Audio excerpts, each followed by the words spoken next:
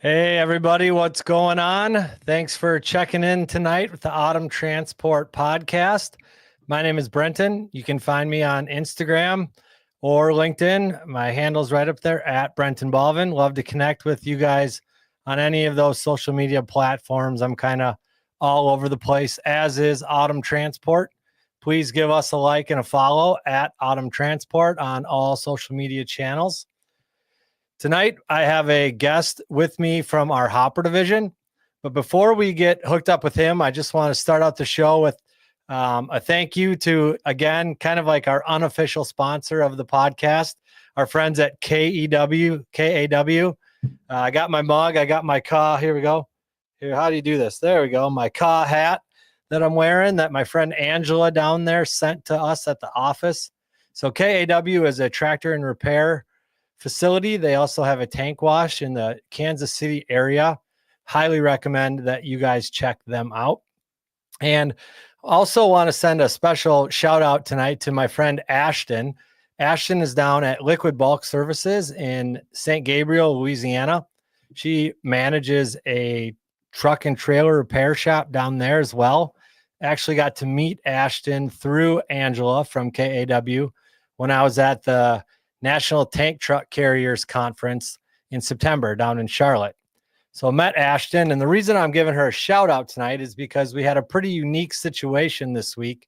I had a driver who was trying to make a liquid tank delivery in Louisiana, and like a lot of you drivers do, he had a dog with him in the truck. And the folks at the facility where he was unloading, they're not real big on that, and they said he was not allowed to come in and make that delivery with the dog in his truck. So he was looking at what to do. We were looking at where to send the dog to be boarded for the day and all kinds of issues that arise with that. And I just had this thought. I'm like, I wonder if he's close to Ashton's place.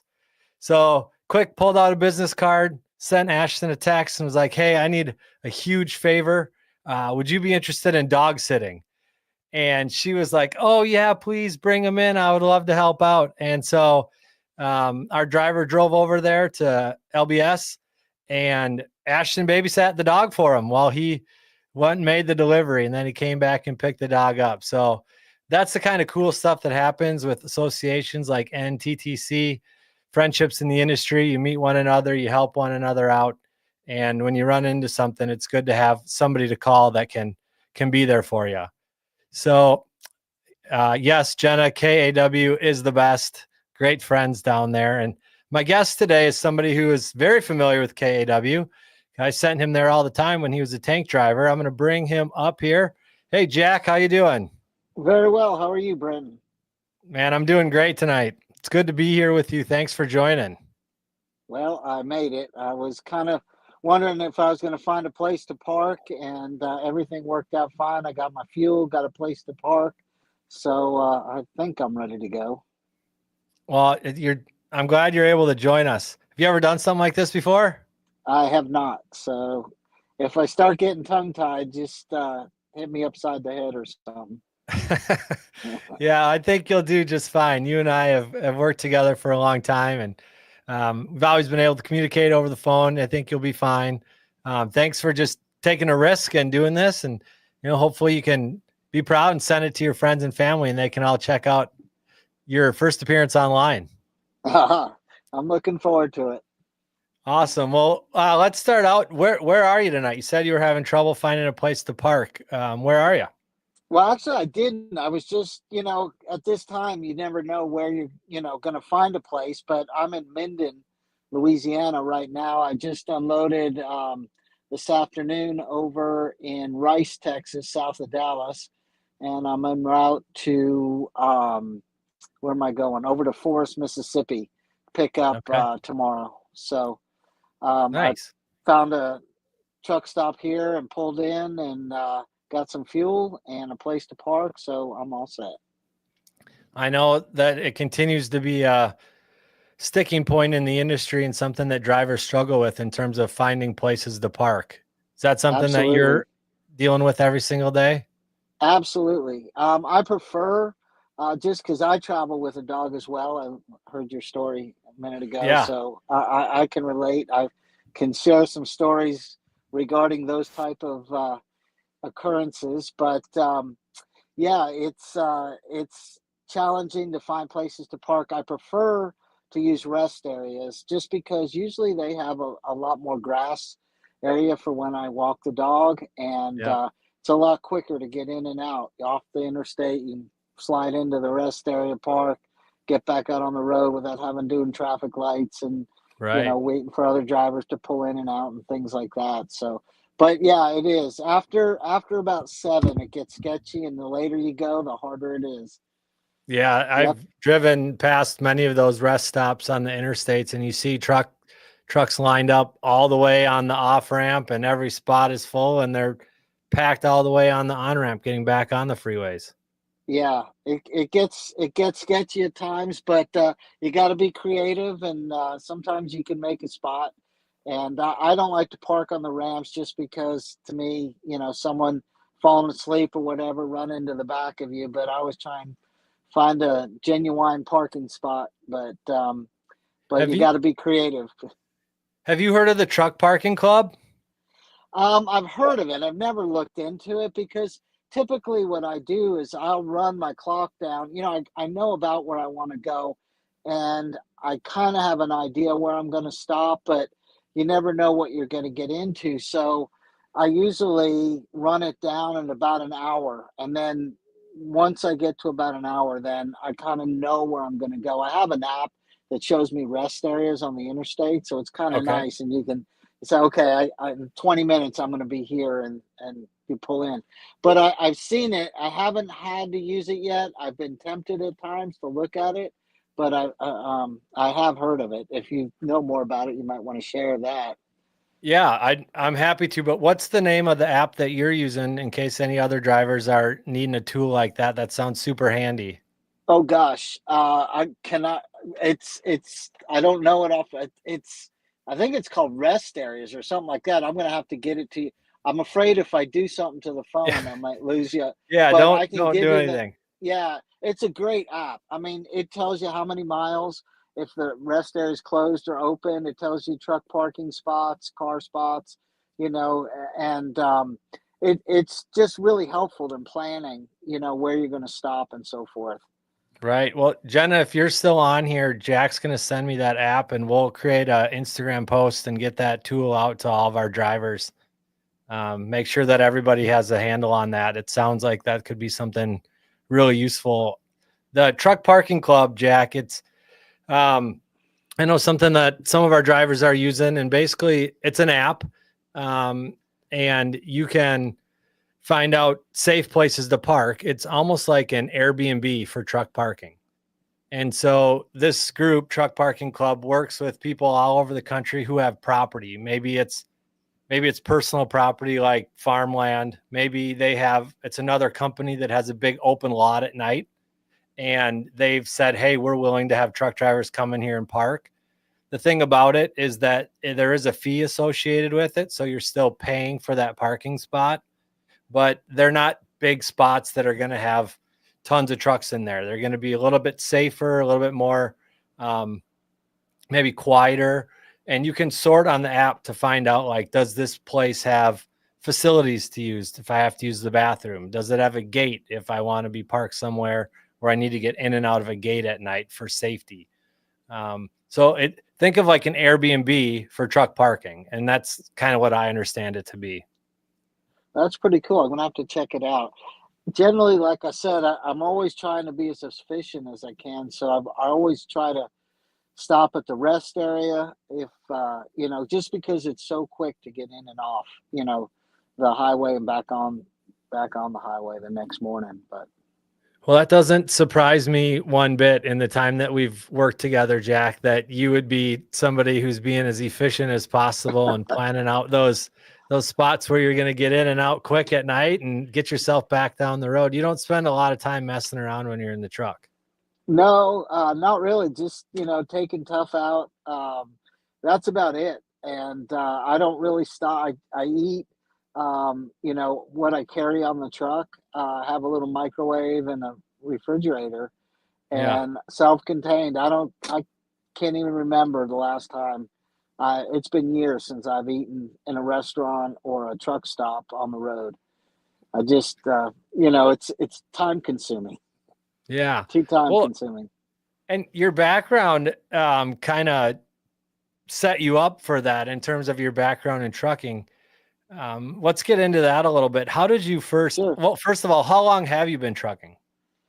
Well, I've kind of done two stints. So when I was a kid, um, I left college in my senior year and I bought a truck. And that was Oh, 1981. okay. So from 1981 to 84, I started out hauling produce coast to coast myself. And I think I was down to about 130 pounds, just running the wheels off the truck. Yeah. And my daughter was born in 1983, I guess it was. And I was looking for the exit at that point. It was just too hard, to be on the road. So I got out of it. It was about 1984. I got out of it, and I got into technology. And so I was in technology for about 20, 25 years. But I got in trucking again back in 2017. I started shipping horses, Hmm. and I did that for a few years, and then saw the opportunity with Autumn and talked to Mark, and kind of the rest is history. Yeah. The horses, you were really involved in that from what I remember. And you didn't just drive the horses around, you did a lot of photography as well. Yeah, well, I've been exposed or involved with horses pretty much my whole life. I used to raise cutting horses in Texas, and had a well, by Texas standards, a small place, couple hundred acres, and I had cattle and horses, and I'd Wow. train them and show them, and we had a saddle shop. We made saddles and so forth. But as I said, I was in technology for a lot of years, and back in about 2009, the industry had a recession, and just jobs were decimated and technology got hit real hard. So I had to Hmm. find something to do. And right about that time, digital cameras were coming into play, and a lot of the photographers were still using film cameras. So I picked up at Costco, I bought a kit camera from Costco, and I would go to the Huh. horse show. There's a giant horse show in Wellington. It's the largest horse show in the world. Runs about now I think it's up to about 10 months a year. But back then, when I started, it was about 6 months a year. Everybody would go from all over the world. All Olympic riders and so forth would go That's to well, Wellington. in Florida. Yeah, right outside of West Palm Beach. And I started taking pictures with this little kit camera, and just for fun, for something to do, and learning, how the camera worked and so forth. And Yeah. at the end of the winter circuit, there's a spring circuit, and a lot of the big names and most of the show goes away after the winter circuit. And the guy that ran the show came up to me and he said, "Hey, we need a photographer. Can you do it?" And I had really no idea what I was doing. But I was Yeah. like, sure, I could do that. And kind of the rest is history. I got involved, started taking pictures, understanding more about software and how the camera worked, and I've published a few books on the event, coffee table books, several Hmm. hundred pages on the event, and it was really a unique opportunity. I got to meet a lot of people.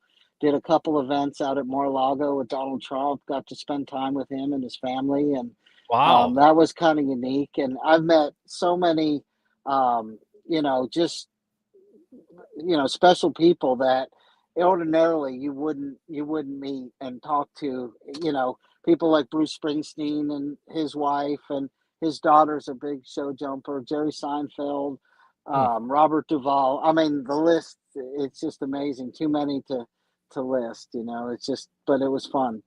Yeah, that for sure. And Jack, you probably have seen our friend Fern. Hi, Fern. I hope you're doing great tonight.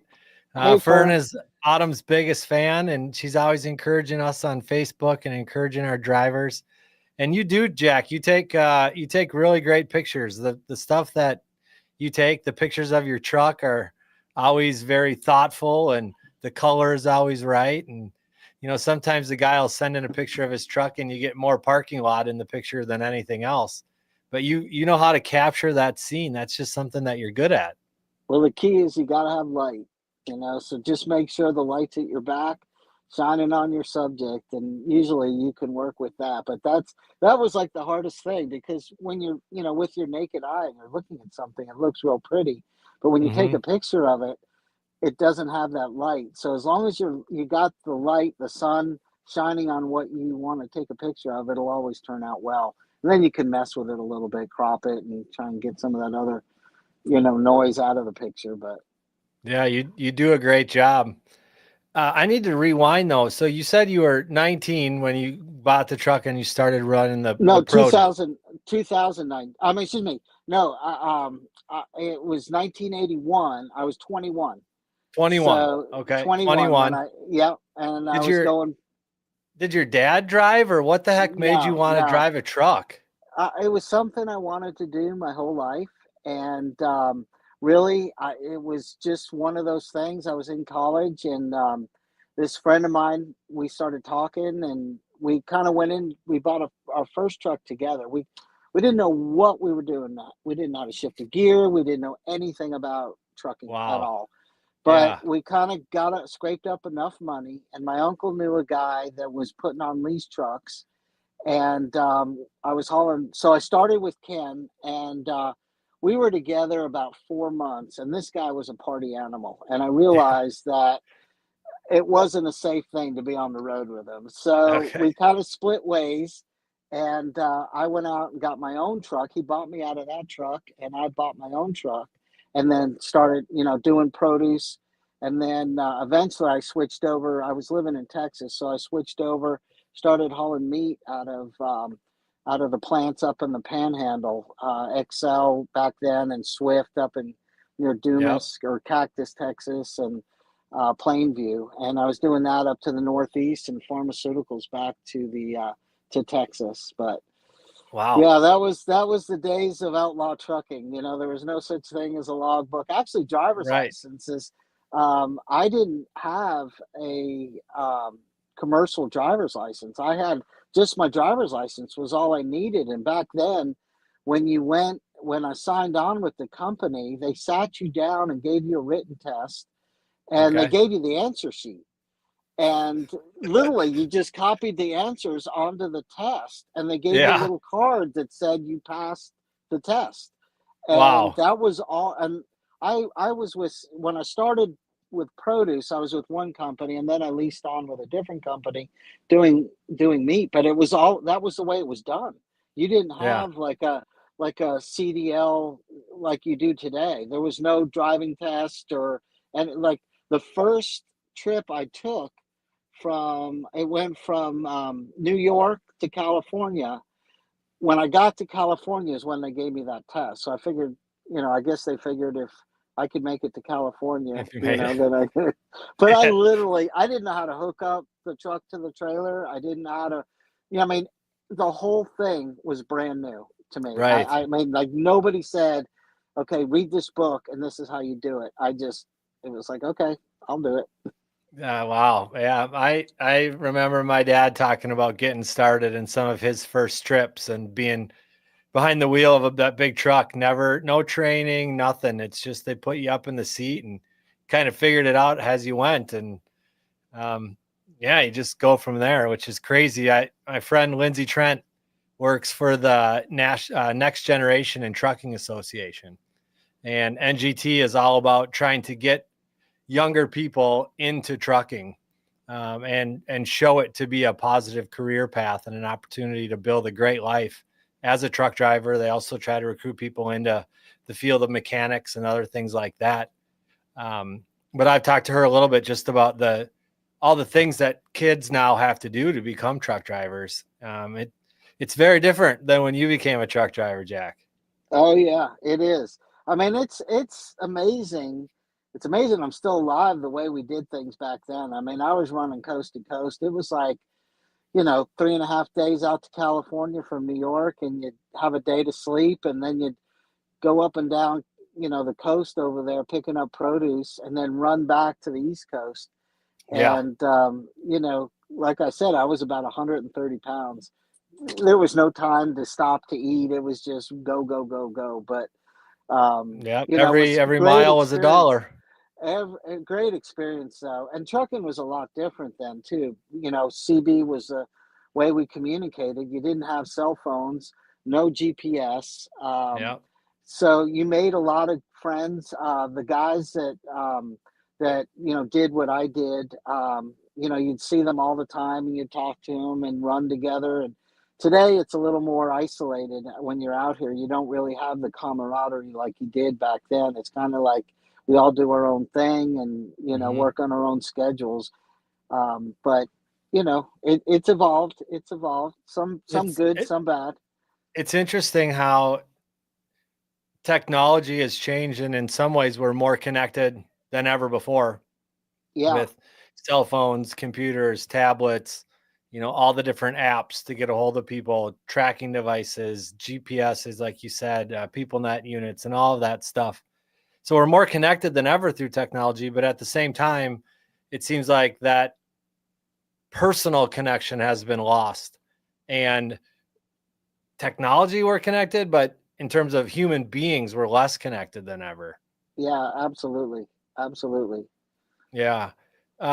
Talk about the transition, Jack. So you start when you're 21 and you're driving, you're just this crazy young trucker. Then you take 20 years off and you're working in the tech field. Um, and you end up, moving your way into horses. But how much was there like a big culture shock when you got back in trucking when you're like, holy cow, things are different than they were 20 years ago? That must have been tough. Not really. I mean, No? I started, doing horses. We had ag exemption for everything. So we were still, even today, they can use paper logs. So you're not using an ELD. Okay. Things were pretty much, um, yeah, I mean, it wasn't a big difference. The bigger difference was from horses to autumn when I had to Okay. learn how to use an ELD and how to make it and work it efficiently, make sure I knew the laws. I mean, it's really, really, I can't stress enough. You really got to understand the laws with time and hours of service and so forth, because a lot of people, they know we're restricted to 14 hours. And if you don't use those 14 or 70 hours in a week efficiently, you can really, cut yourself Yeah. short. And it takes a little while to really understand how to do split sleeper and how to do things, when you're sitting at a tank wash for half a day, you're not on duty for half a day. You've got to, okay, I'm here half an hour or whatever, 15 minutes or whatever that period of time is that you're involved. That's what you're logging. And you can't sit there for 8 hours on duty at a tank Right. wash, or you're going to run out of your 70 hours.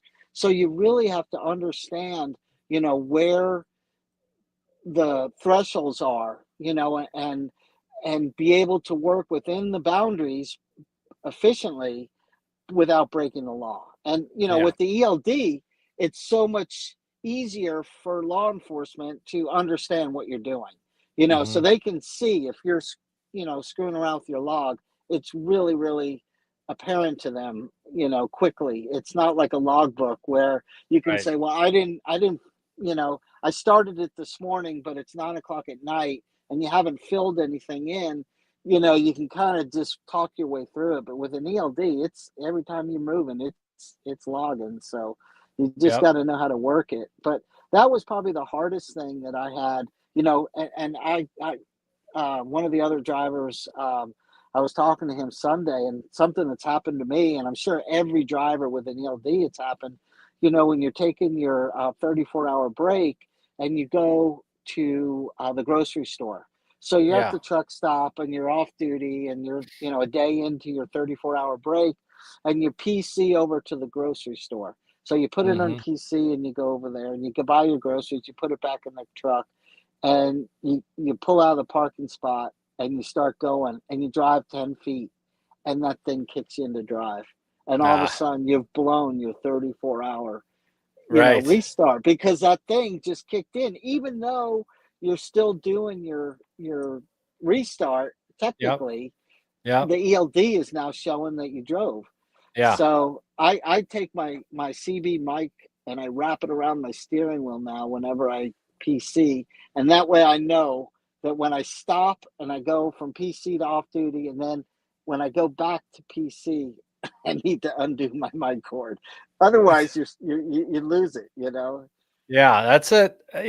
Finding those little things to help you out to remember are important. Those little tricks, whatever it is that's going to help you to make sure you're doing the right thing. And how did you successfully learn all those rules and make that transition? And what support did you need from Autumn? Kind of to learn that stuff. And I feel like our safety team that we have now does a really great job of working with drivers, helping them to understand what they need to do to stay within, like you said, those laws.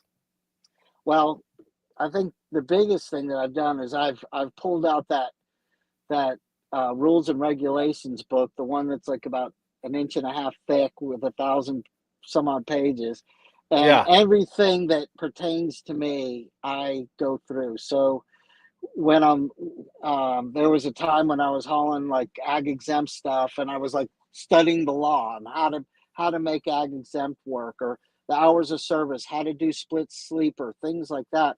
So you got to really go through it and look at the scenarios, not only in the reg book, because sometimes it gets, you know, too in depth in red tape, but you go to YouTube and things like that and learn. Um, but, just the things that you're trying to do, you don't want to just be behind the wheel driving. You want to be able to understand exactly what you're doing every day to make the most of every day and be as efficient. Hmm. I got to give a big shout out to the safety. Chris Senti is awesome. He, whenever I have something to do or something that I'm thinking I can do legally, or, is it on the border, I'll Hmm. call Chris and I'll say, Chris, this is where I'm at. This is what I need to do. Can I do this? How do I do it? And if it can be done, Chris usually figures out a way to get it done. And then sometimes he just says, no, you can't do that. Yeah. It's creative, but it doesn't work. It Yeah. just, you can't do it. But Well, yeah, I'd echo that, Jack. And for any drivers that are listening here, if you're an owner operator partner and you have a question, please, the safety department wants to hear from you. They want you to ask your questions. You're not out there on your own. Um, if you make those friendships with drivers like Jack, I'm sure is happy to answer questions too. But don't feel like, man, I don't know what I'm doing. I'm just going to wing it. Make the phone call, ask the question, and do it the right way. The team in the office, that's what they're there to do, is to support you guys. They're not there to try to catch people doing wrong. They want to help you do right. So make sure that you guys reach out, ask those questions. Jack, I think one of the things that's always impressed me the most about you is, and flows right out of what you said about grabbing that rule book and finding what the rule is and doing it the right way. As an owner operator, you truly run your business. You're not just a steering wheel holder. You're somebody who is really on top of your numbers. You know what it's costing to run your truck. You know what expenses you have on your truck. You know what your fuel is. How do you stay on top of all that? Is that just your personality? Well, that goes back to the years of technology where, I had to run a spreadsheet and do that. So I've created spreadsheets for, every trip I take, every load calculates, what my rate per mile. And we kind of know it, but, every day I write down my mileage when I load and when I unload, and I plug that all into a spreadsheet. So I know exactly how much a load paid. Like a lot of times you'll say, okay, the load goes from here to here and it pays so much.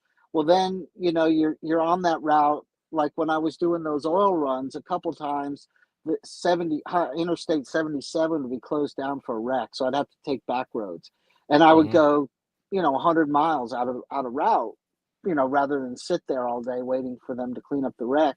So you need to know what those costs are to go out of route, and every mile you're actually turning, you need to be aware of that. And sometimes it's better to go a longer way because it's quicker, the roads are better, or whatever.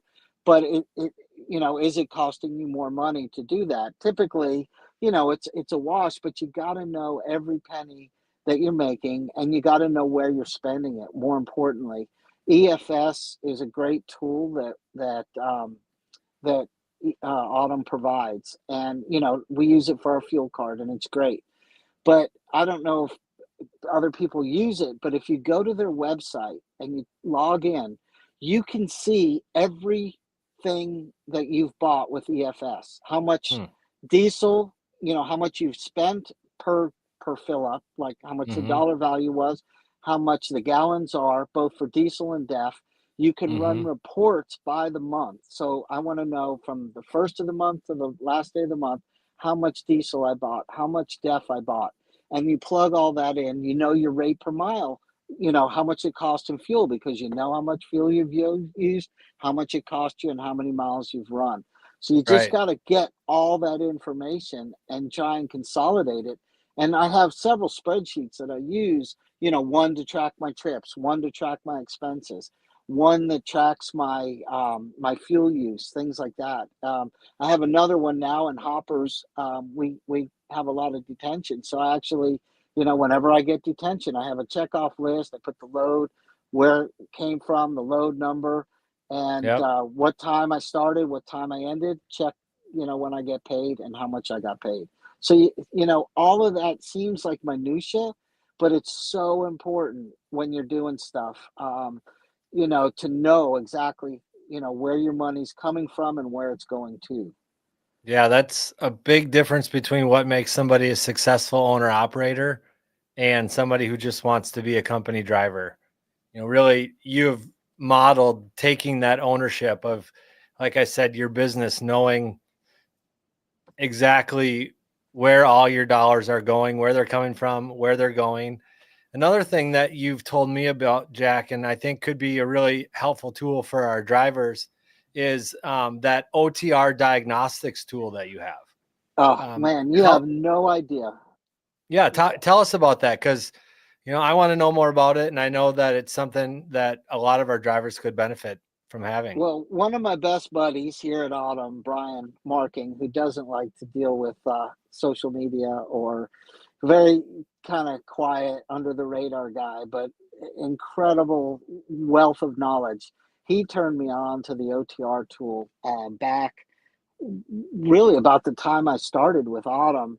And I called them, and he didn't have the tool yet, neither did I. And I called them and I said, "Hey, I heard that you have a tool that you can turn off the check engine light on your truck, or the mill light. I think a malfunction indicator lamp, I think is what it's technically referred to, but your little yellow or amber check Yeah. engine light." And so I called them, and I was going to buy, and all it did back then was it would just turn off the light. So if you had a problem, it would turn the light off, but if you had a problem, it would come right back on. So Right. they told me, they said, well, we're actually coming out with a diagnostic tool in about 6 to 8 months, and you might want to wait to buy that tool instead of this tool, because the new tool will not only turn off the light, but it'll tell you what's wrong. So I said to them, I said, I've been in technology for 20 something years prior to being in trucking. And I was really involved with beta testing and, kind of working through bugs and, reporting and things like that. Would you be Yeah. interested in putting me as a beta tester? So they actually sent me one. Okay. And so even when it had flaws, at that point, it was still quirky, it would lock up and different things. I was able to start using it, and the tool is invaluable. It what it'll do, I mean, is first of all, it takes the stress away. It reduces your stress by 50% every time that light goes on. Okay. You can look at exactly what's causing that light to come on. It'll give you a whole description of what it is, and then you can turn the light off, and make it go away. And a lot of times with the electronics in these trucks today, especially with the DPF systems, the emissions, Hmm. so forth, there's all kinds of ghost codes that come up, and that light will come on. And Okay. of course, as a trucker being out here on the road by ourselves, that light comes on, and the first thing is, okay, I got to get to a dealer. I got to get somewhere that can tell me what's wrong with this, truck right now. Right. And you can pull over and have that light turned off and know exactly what it is. Is it something real serious that I do need to go to a dealer, or is it something that I can just turn off and keep going? And my old truck um, that I had, it was a great truck. I loved the truck, but it had its issues from day one. And Yeah. that tool was invaluable because I don't want to say daily, but if not weekly, I would have that light come on. And it got to the point where I just whip out the tool, turn off the light, I look to see what it is and turn Yeah. it off and keep going. Hmm. And it's invaluable. And they've changed the way they sell it. I think it's a subscription now. There's a little thing that plugs in to your communications port where your ELD is, and but it's invaluable. I mean, the first time you use it, you're almost paying for the product. Especially if you go to a dealer and they say, okay, well, it's this, and we're going to dig into it a little bit. And all of a sudden you've got $1,000 bill, and they haven't done anything. They told you what's wrong with it and what might be, what it take to fix it, and all it Right. needed was to be turned off. And a lot Yeah. of times it'll give you a code, and it's just a ghost code. So you turn it off, but it related to some component on the system. And a dealer, they'll just replace the component and charge you whatever it costs to replace. And all you had to do was turn the light off. Now, not always, but more often than not, you can just turn it off. And, I got to thank Brian for that lead on that one. I know what you're talking about in terms of the stress. In my F-150 pickup, I had a check engine light come on one morning, and the whole 40-minute drive to work, I was just had this like nervousness inside me, like what's wrong? What is this going to cost me? Am I going to have to bring it into a shop? Am I going to have to miss work to get to the shop, get a rental car? You just have all those thoughts flood through your mind. And, I went online and I'm looking up. Poor Tom's been in the shop for a while here. He says that might have come in handy about a week ago. Yeah, maybe would have, Tom. Well, But I've told Josh that every truck that goes on Autumn's fleet, they need to bake that into the sign on, because it's invaluable, especially yeah, when you're new in a truck, you know, because you never know what little quirks it's going to have, and it would just save so much time and money just yeah. And diagnosing what.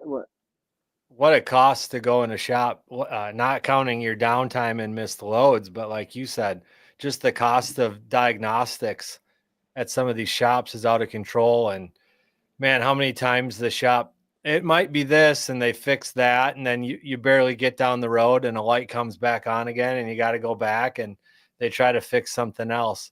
So I'll try to pull up. There's another thing. So we got your parking app that we need to show everybody. And then we also need to get a link to that OTR diagnostic tool.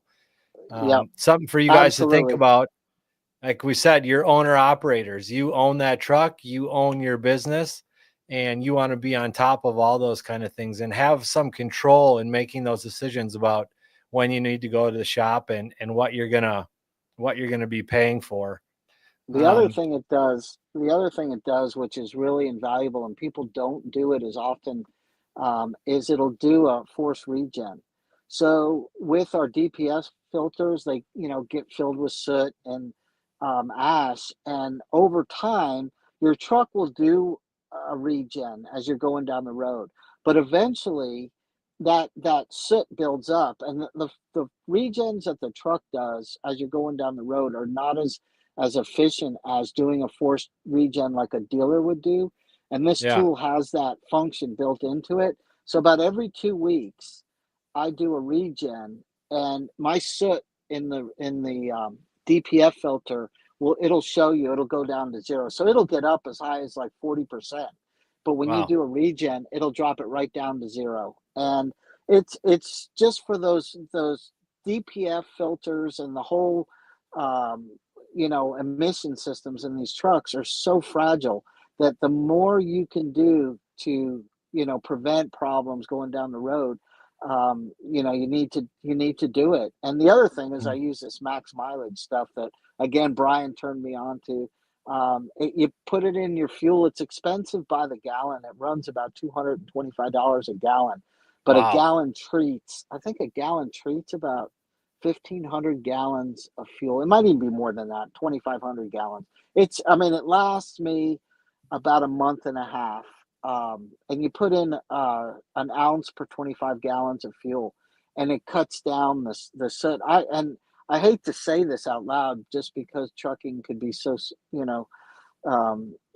quirky, but I have not had a DPF or post emission problem with my trucks, either my old one or this one. And again, Brian has really harped on me about the maintenance part and things like that. He's been a great asset from that respect. And between the max mileage and the OTR, you're really doing a good job to keep your emission system working well.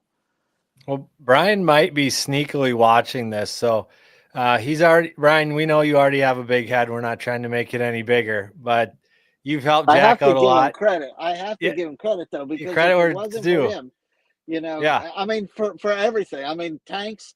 You know, I started out in tanks, and when I came over to Autumn, you didn't have to have experience in tanks. And so Mark was like, "Well, okay, we're going to put you in tanks." And I'm like, "Well, I don't know how to do tank. I've never done it." And he's like, "Well, watch this video." And so I watched the video that Mark told me to watch, and then I was like, "All right, well, I need to know more than this." So I started pulling up YouTube videos, and they were Hmm. like, "What happens if you don't open your dome lid when you're out?" And these tanks were like compressing, or what happens if you overfill your tank and it starts Yeah. going all over. So it was like, oh my god. But Brian walked me through every step of the way. And he taught me well. I felt like I really, really, really knew what I was doing with loading and unloading and driving, pulling a tank when Yeah. I was doing it. But Well, he's taught me quite a bit in my 11 years, 11 years here also. I came in fairly green, and Brian's helped me out quite a bit too. Jack, we had a question from Fern. She wants to know, where's Tough? he's right here next to me. Let me Tom, Tom's right here. Oh, there he I just is. woke him up. Oh, He's like, man, "What's that's going to going get our on?" viewer numbers up now. Yeah, he was sleeping there, all quiet. They've been painting the lines in the parking lot here, and so right before we started this, they were doing the lines right next to my truck, and he was Okay. going nuts. And Yeah. I thought, oh gosh, here we go for the next hour. Tough's going to be barking and whining, but he's been asleep now. Um, since this thing started, which normally he's up, he goes back and forth, but Yeah. Katrina. Hey, Katrina. Hope you're doing well. She says, I love Tough Tough. Mancini. Everybody's saying hello, Tough. Can you say hello? Can you speak? Can you speak? Come on, Tough. Oh, no, now he's in the back. Now He's he's in not the going to back. speak. Yeah. He's like, don't bother me. How long have you had Tough riding with you, Jack? Well, before I had Tough, I had Wilson, my Basset Hound, who was the best trucking dog. He was Yeah. great, and I can tell you a story back to Yeah. your introduction with Wilson. But I've had Tough now 3 years, and I got him after Wilson had died. But you were telling that story about going to. I probably know the place, but Probably do. I went down there, and I've had two incidents where um, I got stopped for having a dog in the truck, and the first time I pulled Hey, in there. look at that, Jack. Brian is here. He said I heard my name, just tuned in. Brian, you'll have to go back and watch the rest of this. You got a lot of gratitude from Jack and I for all that you've taught us, man. Thank you very much. We are both a lot better at what we do because of you, Brian. So thank you. We talked about you quite a bit, but now we're talking about Wilson. Yeah, let's hear Um, the story now. so the first time I had that happen, I was down at a refinery in Louisiana, big place, and I pulled in. It was in the afternoon, and the guard Wilson always would sit in the passenger seat like a person, and look out the windshield, just like someone sitting there.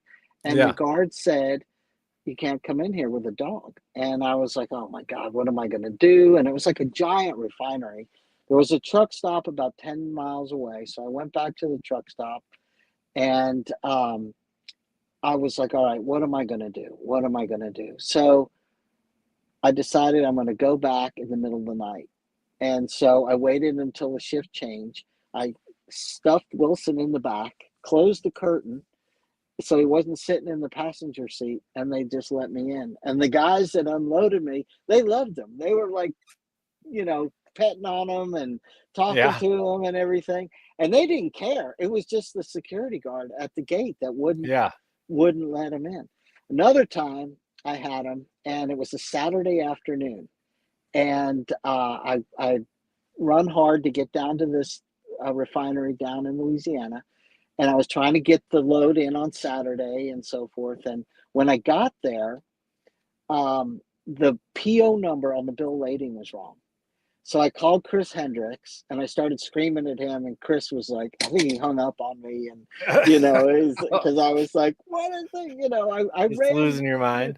and so I finally figure out how to work out the PO problem, and I go Hmm. back inside, back to security guard, and I give her the updated bill lading, and she goes, "All right, well, everything's good. This will work now. We can unload you, but I'm gonna have to inspect your truck." And I was like, "Oh no!" So I ran out the door immediately. I took Wilson. I put him in the bed. I took all the sheets and comforters, and I threw that over him. The pillows, all my luggage from underneath the sleeper or underneath Yeah. the bed. I threw it on top of the bed, and she was a short lady, so when she wanted to look in the sleeper, I just opened the side door and she looked in, but she was like on the ground, so she Yeah. saw there was a lump in the bed, but she never asked me what it was, and she let me. I was like, "Wilson, please don't." Like, Tough would be out. He would be like, there's no way he would stay still doing that. Yeah. But Wilson was like, "Sure, I'll just lay under here and just pretend I'm not Wow. here." Wow. Yeah, but I can relate. I mean, it was nerve wracking because some of those places I would go, I was like, I wonder if they let dogs go here. But Yeah, and that's like such a difficult thing from a dispatch perspective because you don't think to ask every single customer when you're going, you ask, do you need a TWIC card? Do you need a VIK test on your tank? Do you need a passport, PPE? But you don't remember, is it okay if they have a dog, yeah, And when you have 40 owner operators, or our pneumatic division has 70 owner operators, you don't remember even every driver that even has a dog or a cat in their truck with yeah. them. Oh, It's just it something was that, nerve wracking. It was nerve, yeah, and I knew like it got to be like I knew if it was like a refinery or having to do with some type of refining that it probably wasn't a good load for me to do, or I knew ahead of time. I think I've had to hide Tough a time or two, but you know, it's something that you're always on the back of your mind. the back of your But mind. doing the hoppers, it's funny because I don't want to say the account because I know, uh, Right. Sure. but the places that we go, they're always giving me treats for the dog. you know, it's Right. like, "Oh, there he is. Can I pet him? Here's some treats." And so it's kind of neat when you have that. welcome when you come with the load and so forth. Well, I know a lot of the owner operators that partner with Autumn have their critter co-pilots in the trucks with them, and it's nice for you when you're out there on the Oh, road to have that company of a pet. And it brings a lot of happiness to, like I mentioned at the beginning, Ashton was just thrilled to baby doggy sit for us, but it gives the customers a lot of time. They get a kick out of seeing those pets yeah, too. that's how I met Angela at Oh, Caw, through Wilson. Yeah, no, well, actually, um, no, I take that back. But it kind of furthered the relationship when she saw Tough, because I took Okay. a picture of Tough. They have an old truck, an old Mack truck in their driveway. Yeah, at And KW. Yep. I when I first got Tough, I put him on the step on the truck and took a picture and sent it to Angela, and she was like, "Oh, I love it." But Super cute. Yeah. yeah, yeah. No, it's great to have the dog. I couldn't be without one. I've always had a dog my whole life, and I'll always have one. And it's to me, it's just something you got to do. You got to have. Yeah. So Jack, before we wrap up here, you've been with Autumn. How many years now have you partnered with Autumn? 5? Almost 5. Almost Almost about 5 years. 2 weeks. Yeah, next week it'll be 5 years. That's really Yeah. cool, man. I Really want to. cool. I want to say something though. Autumn is, I don't know how far this podcast reaches, but I have accomplished some amazing things with Autumn that you may or may not be able to have, or I might not have been able to achieve them with other places. But I know at Autumn, I've done some amazing things, both in the trucking business and personally because of Autumn. And, where I am financially in the truck that I'm in now, doing what I'm doing. I don't think it can be obtained. And I must say timing was right for me. It was pre-COVID when I started. Trucks were still relatively cheap when I started, and so that probably helped me. But Autumn, the Autumn culture, the people, the way they work, and it's just a fantastic opportunity.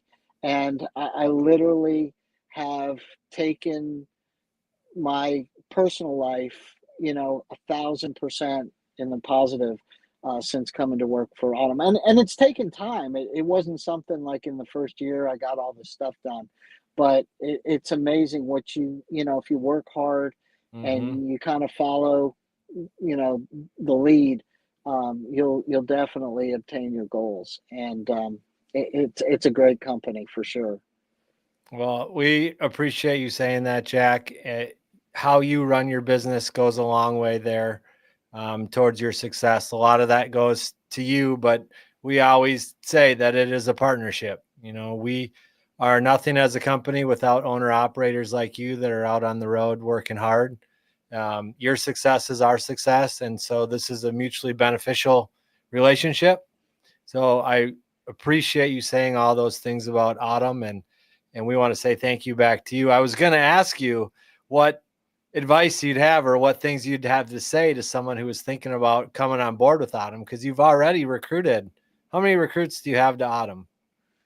At Well, least I 2. think I have two successful or semi-successful and one that was not successful. But out here, I'm almost afraid to ask people to, because typically we meet people on the road and they're driving a truck and you think, well, they're capable and they have somewhat, they're intelligent and so forth, but that isn't always the case.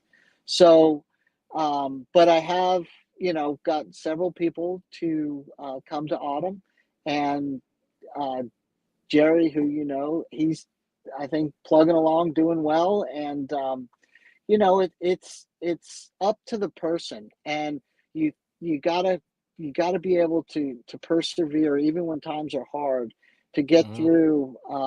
When I started my truck, I had so many problems with it the first couple months with the PTO always going out on me, and I was ready to jump off the tank one day. I was Mhm. in. It was in the middle of winter. I was up in northern Wisconsin. It was probably like 18 below zero, and I was unloading at this farm in the mud, and my pump went, and I Oh, was just like, I'm done. And yeah. Brian, I Oh, think Brian or somebody talked me off the wall, and so I didn't jump. And but it's perseverance and getting through the hard times. And there's no way you're going to be out here doing this without problems, and that's what is so interesting about the job is being able to overcome those, and you mhm. feel good when you do have a situation and you overcome it and you keep going and you get the job done. It's Right. very rewarding. Takes a lot of hard work, man, to be a truck driver. It really does. My hat goes off to you guys as I sit in my office every day, especially when we get headed into winter now and snow on the roads, rain, sleet, cold weather. When you guys are outside, you're unloading your trailers and all of those conditions. And it's just really a hard job. But you guys, as truck drivers, you really do keep America moving. And we appreciate everything that you guys do. As you talked about recruits, really, like you're a guy with horses in your background. So you know the phrase, you can lead a horse to water, but you can't make it drink. Oh And yeah, so that's true. That's you can very bring true. people to Autumn and share what a great company it is. But if you decide to sign on with us, I mean, you have to put in the work. Like you said, you might not Yep. be successful right away, and you have to persevere through the obstacles, through the breakdowns, through the challenges that you face. But if you have a good attitude and you want to work hard and you're willing to be a team player, you can go a long ways. And I thank you for sharing your story tonight, Jack, because we're coming up on 5 years. That's an awesome stint with the company. And I hope you got another 5 in you. At least, at least I got to because I got to pay the truck off. So um, I'd like to say one more thing. Is an asset that is really because of Autumn is our access to Windy Hill repair. I want to give a shout out to those guys there because they um, have kept me going. I have called them in a bind and say, Dennis, this is a situation I'm in. What can I do? And he'll tell me, okay, well, can you get it here? Things like that. And the the company, the shop is, outstanding. And if it hadn't been for Autumn, I would have never known about them. And I really think that if you're a driver at Autumn, if you haven't, had an opportunity to build a relationship with Windy Hill, you're missing. And I can't say enough about, I mean, with my old truck, I blew a motor. I had it towed from South Carolina to Windy Hill to have a new motor put in it. That's how much I value dealing with them. And Yeah, I it'd be a great person for, a great podcast to just talk to them a little bit about trucks and, that side of it. But they are, part of our family, of Autumn family. And, hmm, you know, again, they're just a great support system for us on the road. for sure. For sure. Yeah. And like I pulled up, Katrina says Windy Hill 1000%.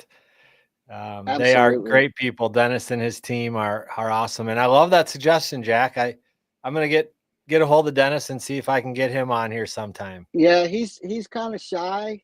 I know, just but he's he and Doug, even if you get them both on there, Yeah. just to talk to him and just give some ideas on what some of the things we need to do for preventative maintenance, things we should keep an eye on, like as a trucker out on the road, Yeah. where what are some of the malfunction points that we should really keep an eye on, that helps us with our inspections, especially with DOT and things like that. I mean, I'm sure they can help us, you know, failure point. I don't know, whatever. You know how to put the podcast together, No, but that's a great point. So when I first asked you to come on here, you were like, "Man, I don't know. Will we be able to keep the conversation going? We're just barely under an hour, Jack. So wow. I think we'll wrap up. But man, I really enjoyed having you on here. Thank you so much for your time. Yeah, thank you, Brenton. I appreciate the opportunity. And Brian, I saw you're out there, so we did talk about you, but I guess you're going to have to go back through the podcast to hear exactly what was said. So That's right. Thank you, everybody, for watching tonight. Please like this, subscribe to us on YouTube. You can find Jack on Instagram. Jack, do you want to share your Instagram, or do they just need to try to find you? yeah, I don't even know what it is. I think it's just Jack at or whatever it is at Jack Mancini at Okay. Instagram. I think that's what it is. I don't use I used to be really big into social media, but I'm trying to wean myself away from it completely. So I All right. Well, don't use it that much. make sure you tag Autumn Jack on those pictures that you put on Facebook or your truck so we can get those shared for everybody else to see because they're so great. Okay, Um, and I'll send you that information on the parking app and the yeah. OTR thing because that- I mean, if anybody's got a truck, especially if you've got what do you call it, DPF system, you definitely have got to have one of those tools. It's priceless, priceless. But awesome. anyway, I'll share that stuff with you. All right, everybody, go ahead and share this podcast with your friends. Let's get the word out there, and we'll be joining you guys again soon with another one of our drivers in our owner operator series. Jack, drive safe on your way to Mississippi. All righty, y'all have a good night. All right, everybody, take care. Bye bye.